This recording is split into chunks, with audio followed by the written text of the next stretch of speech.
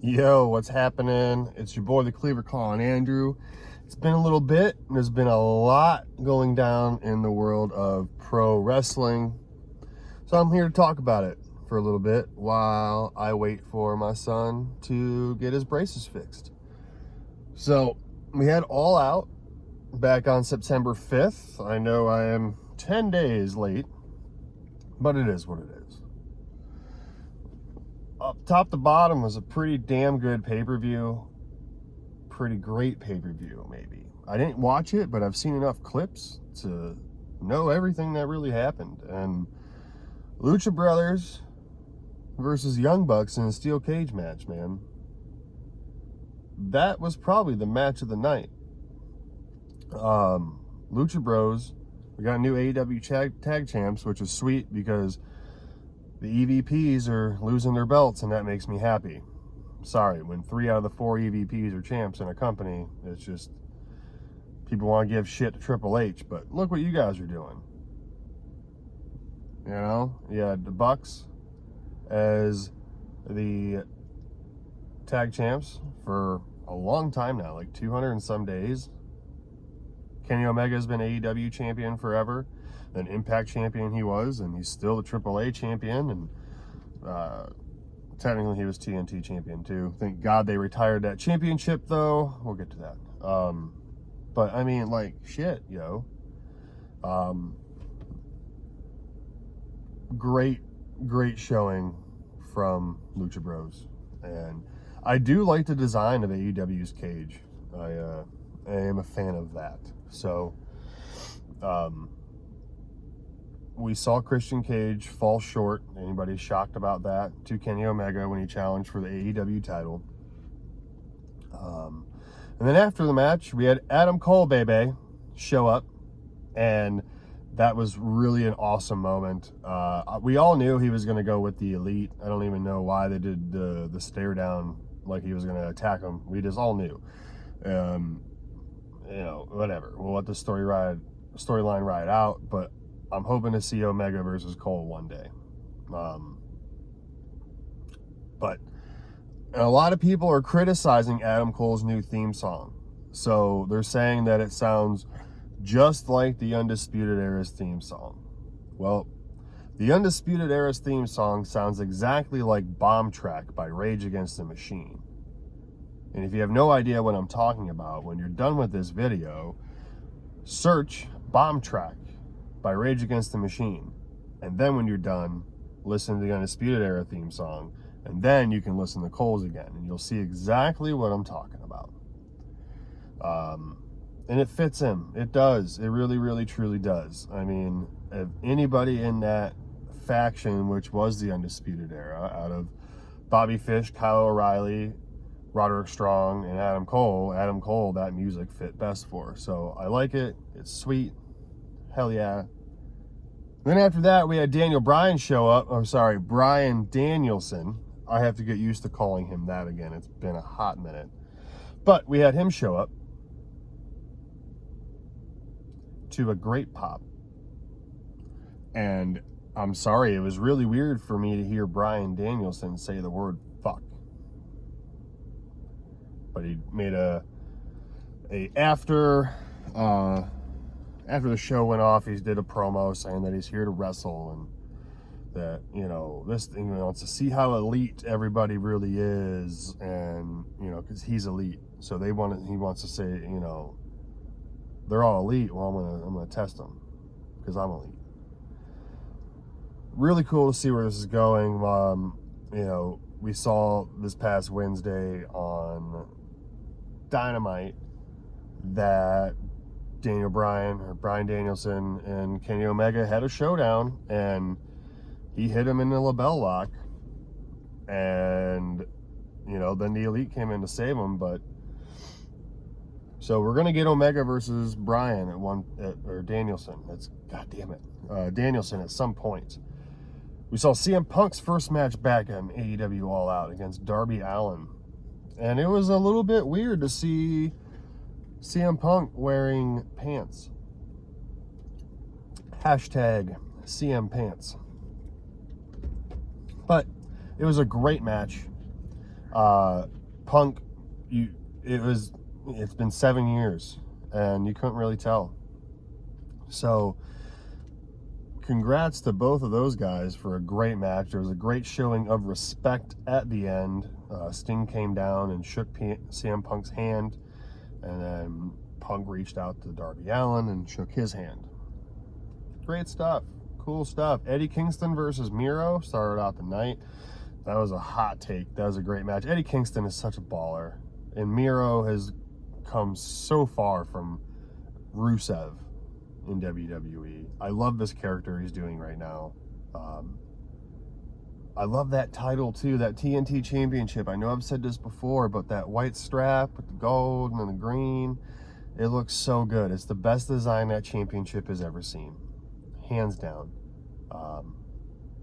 Great looking title there. Probably the best title they have looking in AEW. I still hate their women's championship, but DMD retained. No shocker there. We had a quick squash match between oh god, what match was it? Was it between the CM Punk Darby Allin match and the world title match? We had a quick squash match between Paul White and QT Marshall. It was literally, I don't even know why they did it. And Ruby Soho, I'm so happy for Ruby, showed up as the Joker, as the wild card in the Casino Women's Battle Royal. And she won the motherfucker. Good for you, girl. Good for you. CM Punk, his next little deal, looks like he's going to be messing with members of Team Taz. Taz, this past Wednesday on Dynamite, started talking mad shit to CM Punk when he was in the ring. And then Will Hobbs came out, and Hook, and there was just a lot of trash talking. And so it looks like CM Punk's next program is going to be with the boys at Team Taz. Whatever.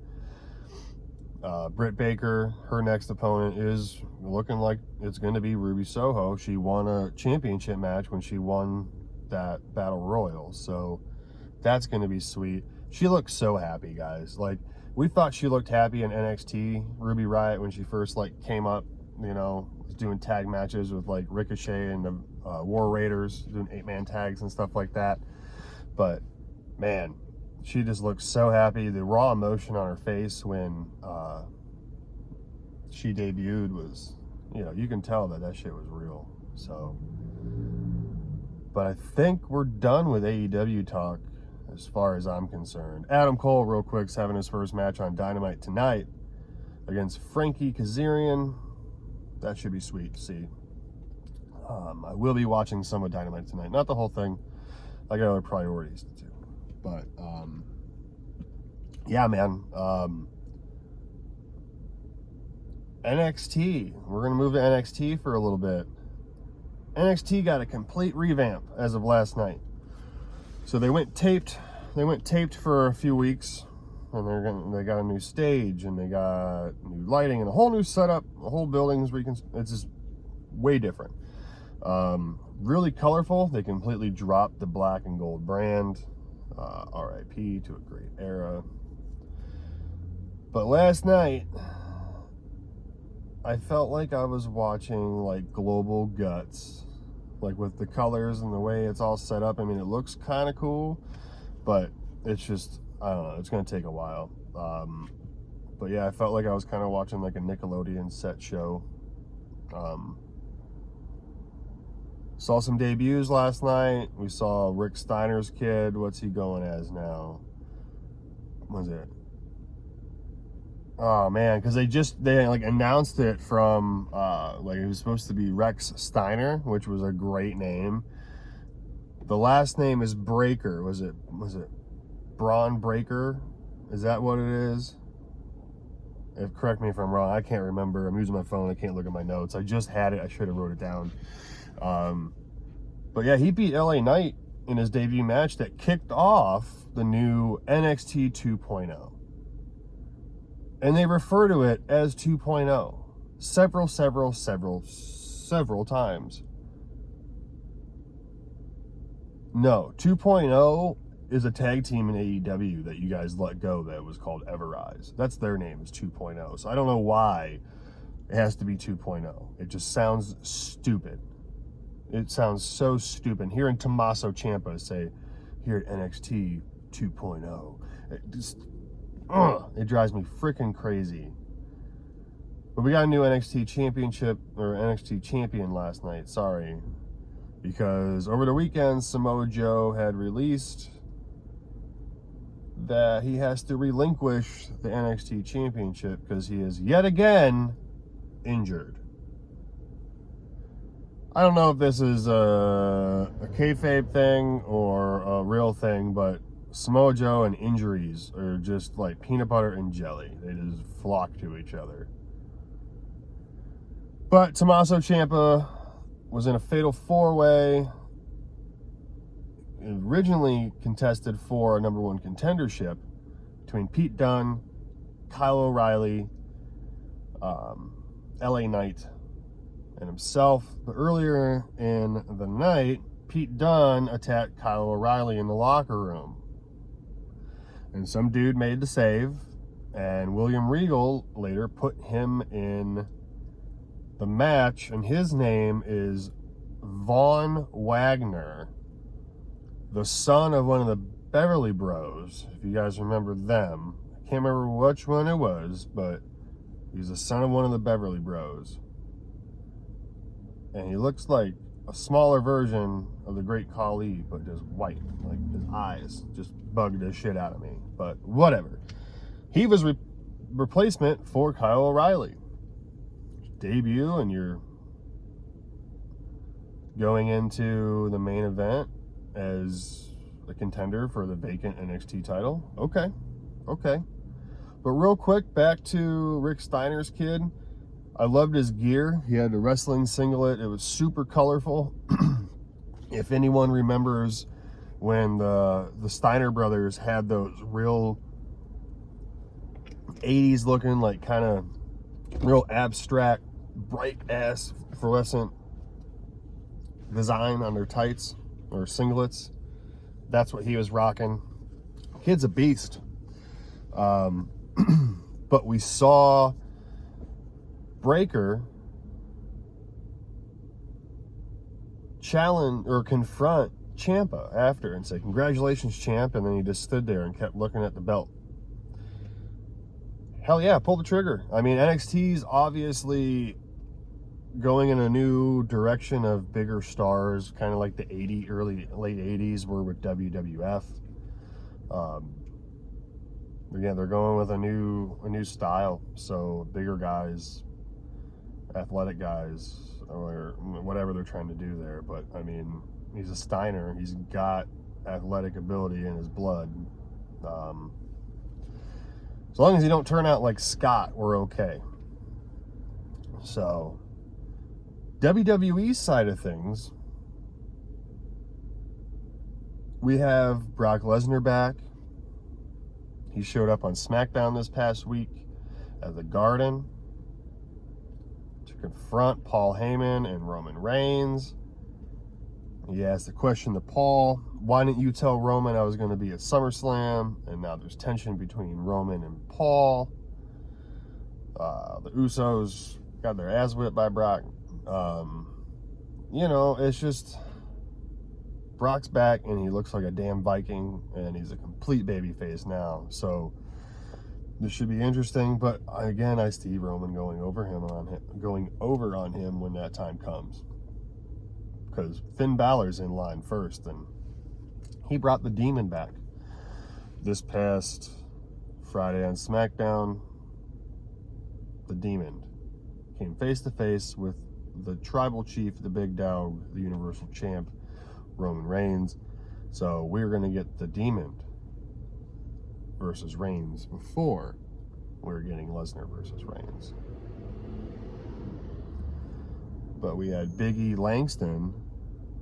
Big E Langston cashed in his Money in the Bank contract this past Monday night on Raw against Bobby Lashley after Bobby Lashley won against Randy Orton in a WWE Championship match. Big E was at the start of the show and said, hey, whoever wins tonight, get ready, I'm here. And sure as shit, we have a new WWE champion. His name is Big E. Congratulations to you, Big E. I just hope that you get a good run. And this was the first time that the WWE Championship has changed hands in front of fans since Brock Lesnar beat Kofi Kingston for the WWE title back on the debut episode, I believe it was the debut episode of SmackDown on Fox. So a little fact there. Matt Riddle and Randy Orton are still doing their thing as RK Bro. But Bobby Lashley and MVP are #1 contenders for the tag team champion. Or tag team championships, because they won Tag Team Turmoil a couple weeks ago. So Becky Lynch is a full-blown heel, doing her thing, all that good stuff. But that's really I mean, I have more I can talk about, but I don't know, I feel like I'm good for today. Maybe I'll be back with another video. Maybe I'll go live in a couple nights. But anyways, stay tuned for Aaron Riff's live stream of AEW Dynamite tonight, following Dynamite over on NoDQ.com's YouTube channel. And support the NoDQ review going live also tomorrow night at 8 o'clock on NoDQ's YouTube as well, or Facebook or Twitter. You can check it all out there. If you like this video, hit thumbs up and subscribe. And until next time, I'm the Cleaver calling Andrew. Take care, guys.